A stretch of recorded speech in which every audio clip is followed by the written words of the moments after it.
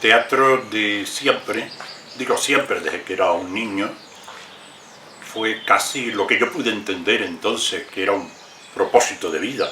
Luego se transformó, evidentemente, pero ya desde los 14 años actuaba en teatro, en Radio Club Tenerife, llegué a actuar en el Paraninfo de la universidad, que lo inauguró Eloy Díaz de la Barrera con los intereses creados, y era un chiquillo de 15 años, ya tenía la voz grave desde entonces, y me gustaba, siempre me gustó el teatro, hasta tal punto que en mi casa se hablaba que, como era muy estudioso, pues que me iba a estudiar medicina a la península, y como era tan bueno, pues yo nunca contradije.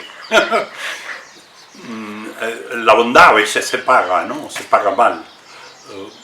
Y yo lo pagué con que el héroe luego perdió su territorio. Es decir, me fui a estudiar medicina, pero la dejé al final en tercero por el teatro, en todo el tiempo por el teatro, luego también por el cine. Y en Madrid, ya con 19, 20 años, me decepcioné del mundillo teatral, puesto que allí observaba que la gente no eran tan poéticos, por decirlo así. No tenían ese sentido profundo que yo esperaba que tuviera el teatro, no solamente de comunicación verbal, sino casi de comunicación espiritual. Y bueno, me deprimí y me vine para Canarias, a Tenerife. Y me di cuenta que en mi tierra estaba muy bien, que aquí también se podía hacer teatro y que aquí también podía estudiar, y entonces pues me puse a estudiar filología románica. Terminé la carrera, evidentemente, pero desde entonces, desde el primer año, creé un grupo, el grupo Fragua, y allí representamos a Bertolt Brecht, a Raval, a Tirmat. Hicimos hasta el primer happening de España, que está reflejado, me parece, en la Biblioteca Británica. El teatro siempre me ha acompañado, pero hubo un momento determinado que quizá, porque externamente lo reprimí, le daba salida en el teatro universitario de la universidad. Pero claro, me involucioné, me volví del teatro profesional y esa carrera no la seguí como tal. Entonces, ya desde entonces también escribía, porque me acuerdo, y la tengo en casa, la tengo arriba, que una de las libretas de la anatomía topográfica, en vez de apuntar cosas de anatomía, me empecé a escribir allí la primera novela, La canción del morrogollo. Casi en un 80% está escrito a mano, que luego cuando la pasé en el año 68, 69, la pasaba a máquina para presentarla al Benito Pérez Armas. Si no hubiera... Yo le agradezco mucho a Juan Cruz, de mi generación, un hombre excepcional, es una especie de genio de todo, de la comunicación y de la literatura. Yo le agradezco que él haya ganado el primer premio de la convocatoria que hizo la Caja de Ahorros, y yo el segundo, porque él tiró de mí. A mí me dieron el segundo, a él el primero, pero a mí me dieron la opción de publicarlo. Claro está, cuando ves publicado, que era el primer libro que publicaba, una novela, que yo no estaba seguro todavía que era una novela. Con los años sí aprendí a saber, a indagar y hasta enseñar qué es una novela, qué diferencia hay técnica y estructural con los demás géneros. Pues cuando la vi yo dije, pues yo soy novelista. Y me puse a escribir novelas, pero como un desaforado. Y escribía novelas, pero hubo momentos en que el teatro me pulsionaba interiormente, hasta tal punto que la primera obra de teatro que representamos en el Paraninfo de la universidad, que sería en el 68 o 69, se tituló Hipokeimenon, que era una obra escrita por mí. Hipokeimenon, o las tres esencias. Hipokeimenon en griego quiere decir la palabra esencial. Es decir, que por mucho que ya me interesaba la filosofía a la hora de escribir, sobre todo, no la filosofía pura, sino que tú indagas una realidad, indagas en algo, indagas en un hecho, y sin embargo no, por mucho que sepas el qué y el por qué, como dicen los periodistas, qué, por qué, cuándo, dónde, cómo, nunca vas a saberlo, tienes que seguir buscando las otras esencias que subyacen en el fondo de cualquier cosa, ¿no? De cualquier hecho, cualquier anécdota o cualquier vida. Y esa era mi primera obra. Pero coincidió que también la novela, entonces continué por el camino de la novela. Y a veces escribía a dos manos, escribía narración, relatos cortos que me gustaban mucho. Con los años empecé a abandonarlos y en la narrativa me quedé más con la novela y con la otra mano en el teatro. Quizás con la mano más rebelde, que es la izquierda, escribía el teatro y con la derecha escribía la narración. Sí, mira, que va. No vale la pena ser dramaturgo en Canarias. No. Quizás en el País Vasco, en Cataluña, hablando de España o en Andalucía, no. En Canarias, no. De hecho, recuerdo a muchos autores tinerfeños, en el caso mío tinerfeños, que dejaron de escribir teatro. Representaron en el Teatro Mineral. Por ejemplo, Gilberto Alemán es uno de ellos, un periodista magnífico que murió hace ya unos 8 o 10 años. Bueno, no voy a estar recordando a gente porque en el fondo es una pena que no hayamos mimado a nuestros dramaturgos. Es una historia de una gran frustración. Yo seguía escribiendo teatro pues porque me interesaba el teatro, me gustaba el teatro, porque en un momento determinado entendí que escribir teatro era distinto que escribir novela, era como que me desahogaba con el diálogo y sobre todo con la forma técnica de escribir, que no siempre, hubo momentos al principio que la forma externa que se presentaba tanto la novela casi del mundo expresivo o del absurdo, del simbolismo más absoluto, más hermético, tenía que ver mucho también con el teatro. Pero con el tiempo se va desgajando uno del otro.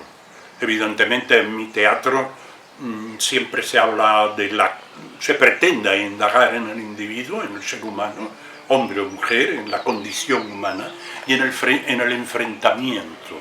Cómo no se llegan a acuerdos realmente. ¿Por qué me he parado en eso? Me podía haber parado en el humor, porque a mí me encanta el humor. Con Jardiel Poncela yo me divertía muchísimo, ¿no? Hasta con el Muñoz Seca, por ejemplo, pero no seguí por ese camino. Igual que me gustaban las tragedias de García Lorca, pero tampoco iba por ahí.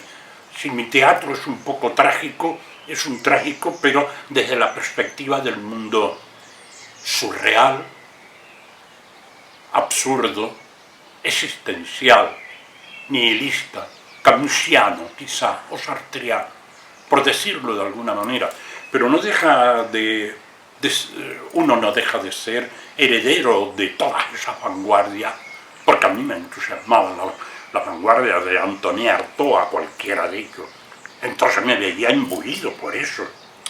Curiosamente, en las representaciones teatrales que hacía en el Paraninfo, como director, mi influencia era más bien de Piscator o Bertolt Brecht, más que del mundo pánico de Arrabal. Hasta cuando representamos a Arrabal, lo hicimos desde una perspectiva simbólica y metafórica, ¿no? Pero Canarias no se ha portado bien. Bueno, no Canarias es maravillosa, por Dios, nos acoge. Debemos de sentirnos felices, pero la sociedad canaria intelectual, o la burguesía, o quien sea, o el público, no ha sido amable o cariñoso o acogedor con sus dramaturgos, con ninguno, ni los más viejos ni los más jóvenes. Si no, señálenme alguno. Uno, ya yo sé, Tabaré de La Palma. En los años 60 surge, para unos antes, un poquito antes y para otros un poquito después, surge el gran fenómeno que podríamos decir que nos invadió a todos, nos generalizó, que es la televisión.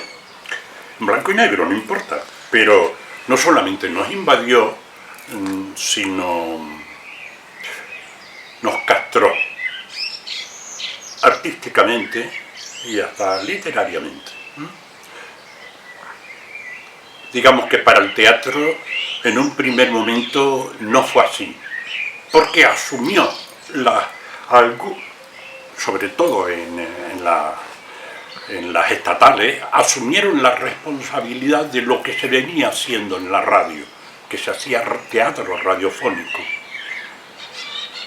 Y todos sabemos o recordamos todavía algunas sesiones de teatro magníficas de con los grandes actores y directores de entonces. Entre ellos estaba Carlos Lemos o podría estar Adolfo Marsillach o cualquiera de ellos.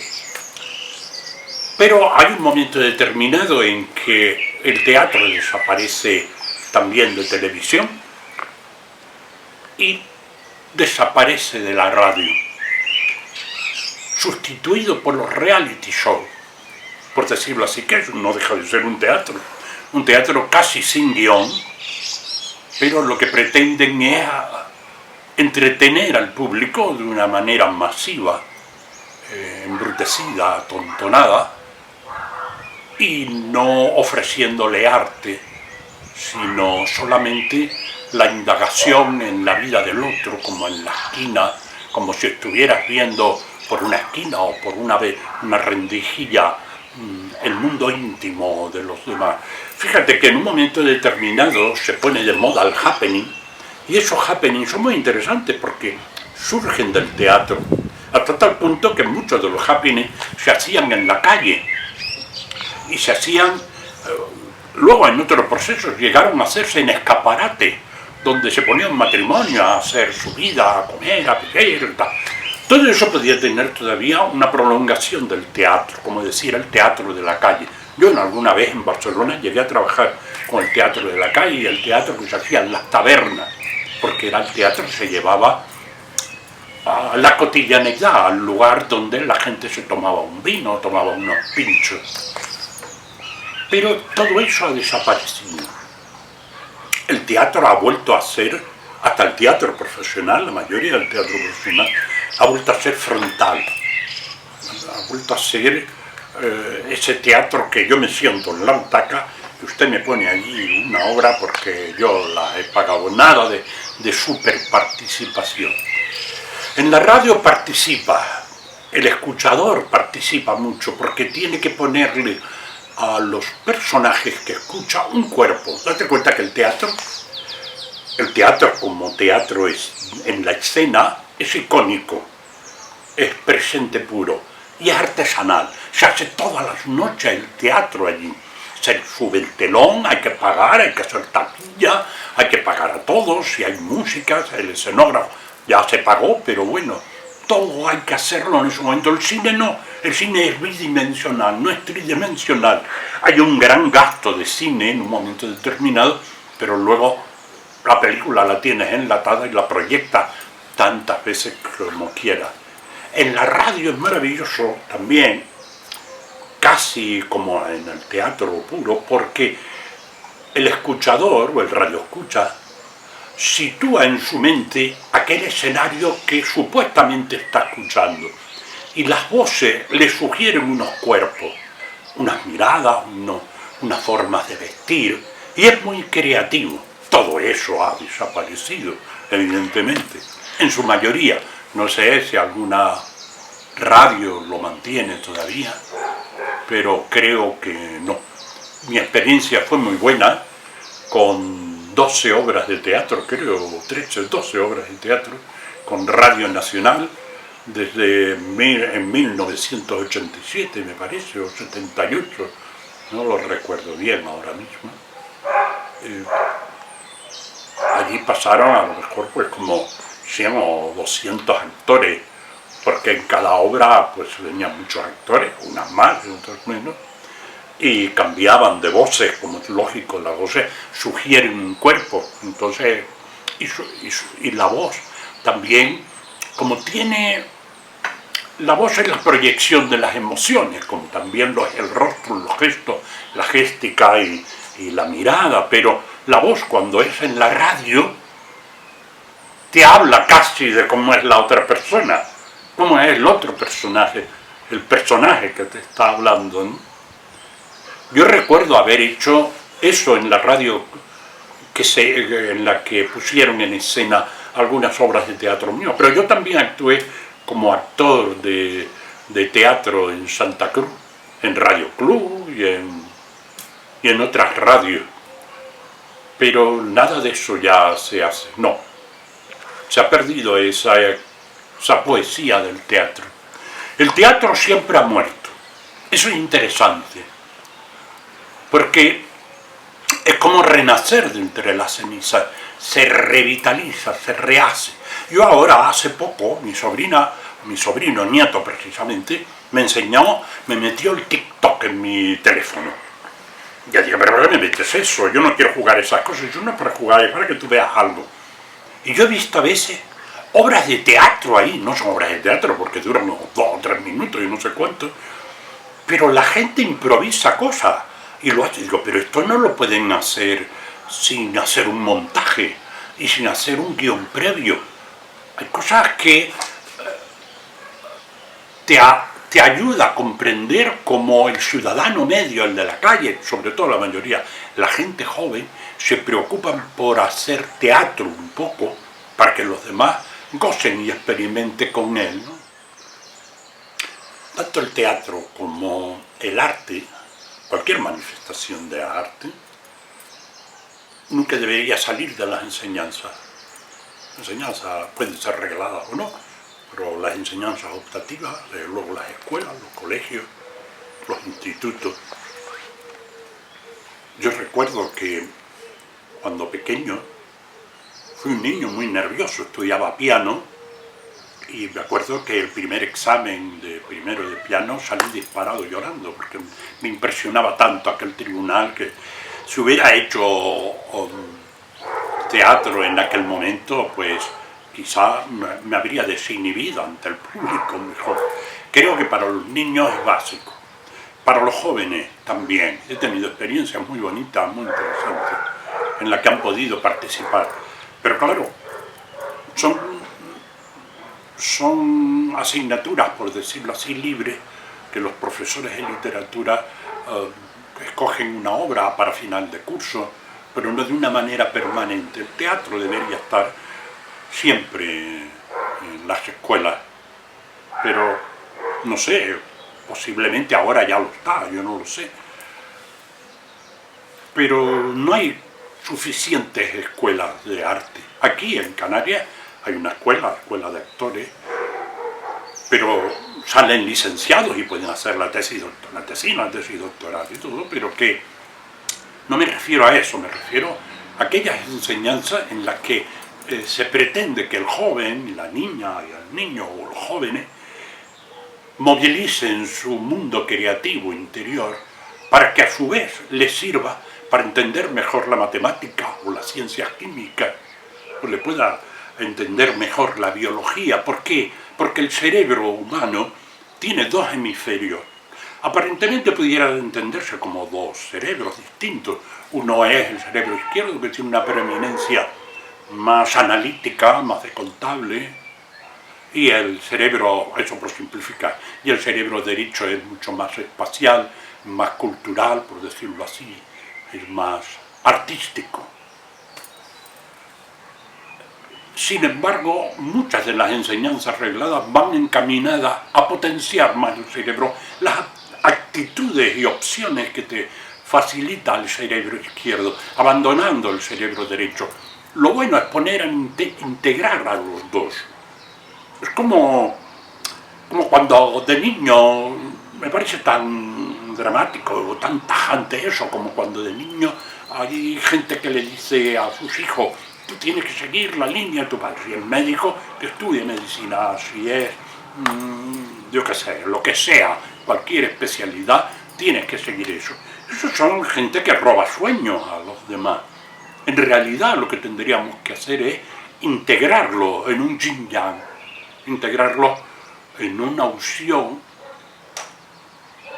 multidisciplinar, para que ante los futuros problemas de la vida, el joven sepa optar por un lado o el otro de una manera creativa, sorprendentemente creativa, porque la creación surge aparentemente de la nada, pero si tú tienes cultivado tu ser interior, ya no es la nada, tienes el humo bien cultivado.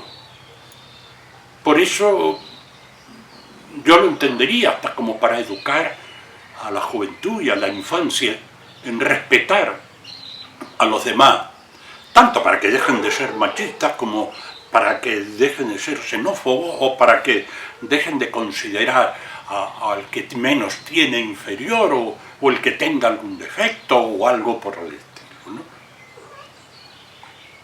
Creo que el teatro, porque además es grupal, no es individual, todos los demás estudios son individuales y ese es grupal, como el de un coro.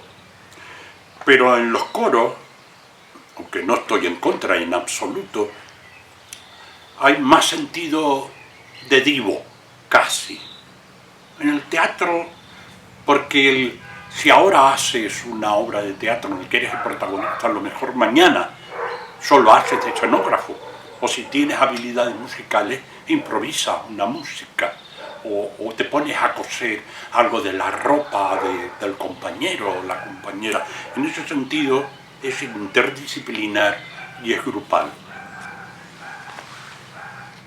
Es cierto que siempre el teatro renace entre sus cenizas, pero ya no es el teatro de antes, no es el teatro muy antiguo, no es el teatro griego, ni es el teatro que en un momento determinado refleja la sociedad, como la de los siglos de oro, ni siquiera el teatro político, por llamarlo así, de responsabilidad social, como pudiera ser el de Bertolt Brecht o el de Piscator, es un ejemplo, ¿no? Ni el teatro mágico de Eugenio Barba en un momento determinado, Tadeo Canto, todos ellos han desaparecido ya. El teatro de ahora es muy distinto. De hecho, muchas de las obras no son ya nuevas, son recuperación de obras antiguas, de la antigüedad, o más o menos recientes, 2, 3 o 4 siglos, como por ejemplo las nuevas versiones que pudiéramos hacer o se hiciera de Fuenteovejuna, de Lope de Vega, o de ese gran drama de Segismundo de Calderón de la Barca, La vida es sueño. Claro está, el público en esa época, vamos a situarlo, en ese momento estaba tan educado en el teatro que no tenía televisión, ni tenía radio, ni tenía nada de por el estilo, ni siquiera tenía luces, escribían con pluma de ganso y con vela, que yo no sé, además, toda la gran cantidad de obras que pudieron escribir esta gente me alucinan, la gran vocación, la gran propuesta literaria que tenían, ¿no? Que el público coparticipaba de lo que el autor, a través de los actores y los personajes, les decía. Si, por ejemplo, en La vida es sueño, Segismundo en un momento determinado dice: ¡ay, mísero de mí, infelices! ¡Apurar, cielos, pretendo, ya que tratáis así! ¿Qué delito cometí contra vosotros naciendo? Está cogido de grilletes porque sale de una cueva, porque lo han metido, él no lo sabe, el muchacho fue encerrado allí porque se suponía, le habían dicho los magos de la corte a su padre, el rey, que posiblemente cuando ya fuera mayor de edad lo iría a asesinar y él se pondría en el trono, pero en un momento determinado es un monólogo maravilloso en el que se plantea ante Dios, no ante el pueblo ni ante la gente, le plantea ante Dios que qué delito cometí contra vosotros naciendo. Aunque si nací, ya entiendo qué delito he cometido. Bastante causa ha tenido vuestra justicia y rigor, pues el delito mayor del hombre es haber nacido. ¿Y eso cómo lo dice? Pues lo dice en una forma rígida, muy rígida. Calderón se lo expresa al público y el público lo conoce. Sabe que el primer verso tiene 11 sílabas. Ay, misere mía, infelice. Eso, cuando el público oye eso, sabe que quien está hablando es un noble. Ya no es alguien del pueblo. Ah, Tate, es un noble, a ver qué nos va a decir. Luego habla un poco más llano, baja el número de sílabas. Y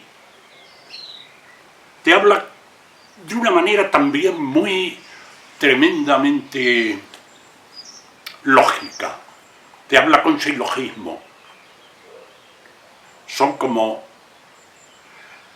cuatro versos que se unen por un pareado y otros 4 versos en rimas interiores, y así se mantienen en las décimas de Spinetta, se mantienen a lo largo de 90 versos. Y termina diciendo: en llegando a esta pasión, un volcán, un Etna quisiera haber hecho y arrancar del pecho pedazos del corazón. Que ley, justicia o razón, después de él haber pasado, recordando a un ave, a un bruto, al río, a todo. Que ley, justicia o razón, negar al hombre sabe, privilegio tan suave que Dios le dio a un cristal, un pez, a un bruto y a un ave. Claro, el público eso solo aprendía de memoria y entendía lo que era el libre albedrío. Era hermosísimo. Como en un momento determinado Lope de Vega en Fuenteovejuna, no, porque todo el mundo tiene el recuerdo de Fuenteovejuna como que es, y es verdad, es uno de los grandes paradigmas, pero no es la única obra. Otras se han silenciado o se habrán olvidado y solamente están pues en la biblioteca. La reivindicación de la mujer ante el hombre, que no la defiende, del machismo, en el caso concreto de Fuenteovejuna, del comendador. Laurencia llega al consejo de la alcaldía de entonces, porque la ha violado el comendador, y se enfrenta al padre que era el alcalde y lo insulta. Fíjate, lo tengo aquí.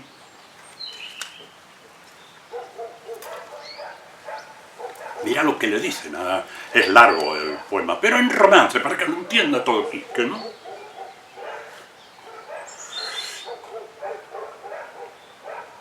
Santo cielo, no es mi hija, no conoces a Laurencia, vengo tal, que de diferencia os pone en contingencia quién soy. Hija mía, no me nombres tu hija. ¿Por qué, mis ojos? ¿Por qué? Por muchas razones, sean las principales. Porque dejas que me roben tiranos sin que me vengues, traidores sin que me cobres. Aún no era yo de frondoso para que me digas que tome como marido venganza, que aquí por tu cuenta corre, que en tanto que de las bodas no haya llegado la noche del padre y no del marido, la obligación presupone que en tanto que no me entregan una joya, aunque la compren, no ha de correr por mi cuenta las guardas ni los ladrones. Llevóme de vuestros ojos a su casa Fernán Gómez, la oveja al lobo dejáis como cobardes pastores. ¡Qué dagas no vi en mi pecho! ¡Qué desatinos enormes! ¡Qué palabras, qué amenazas y qué delitos atroces por rendir mi castidad a sus apetitos torpes! Mis cabellos no lo dicen.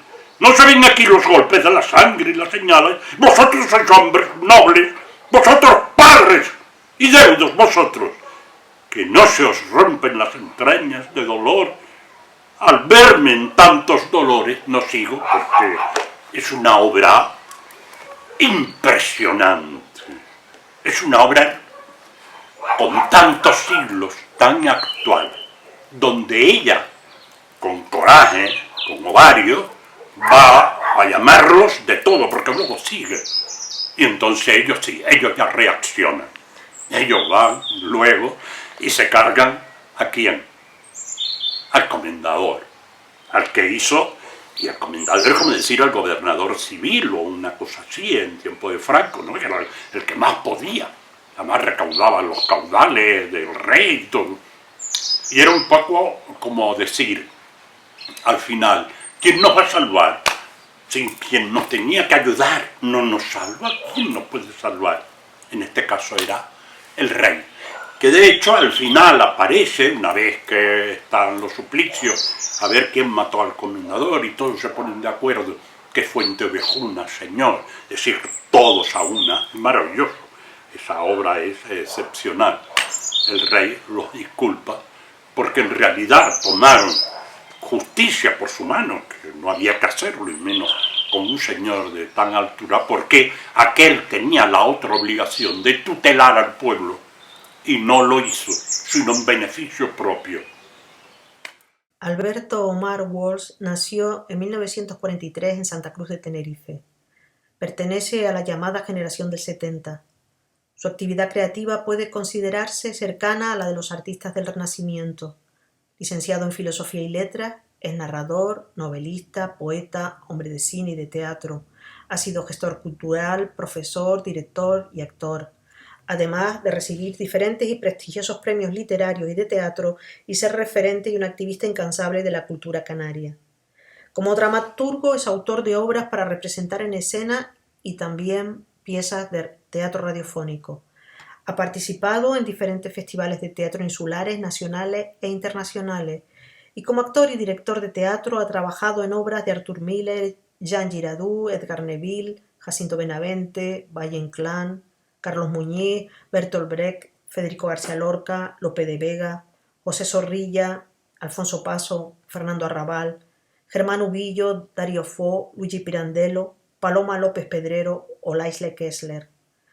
Sus obras han sido publicadas y puestas en escena, y entre sus obras de teatro tenemos Sé que no son pulgas ni gusanos, El informe llanto de los caballos de Aquiles, Hoy me he levantado trascendente, Cuando tu cara de muñeca me sonríe, Cadena de palabras, La equivocación, Profesión de náufrago, Palabra de Federico, entre otras muchas. Y entre sus piezas radiofónicas citaremos Las setitas, Lectura a primera vista, Tres parejas no son 6 personas, La carta, La equivocación, El sabio pordiosero, La centenaria, etc. Pero sobre todo, Alberto Omar Walsh es un narrador, novelista, escritor de cuentos y relatos, autor de novelas como La canción del morrocoyo, Arréglame el alma, Soledad de amores, como Dos lunas llenas, La sombra y la tortuga, Un genio maléfico, de relatos también como Suaves cuentos de destrucción o Relatos antología, y de poesía Sueño del otro, una recopilación que abarca la poesía desde 1970 a 2020.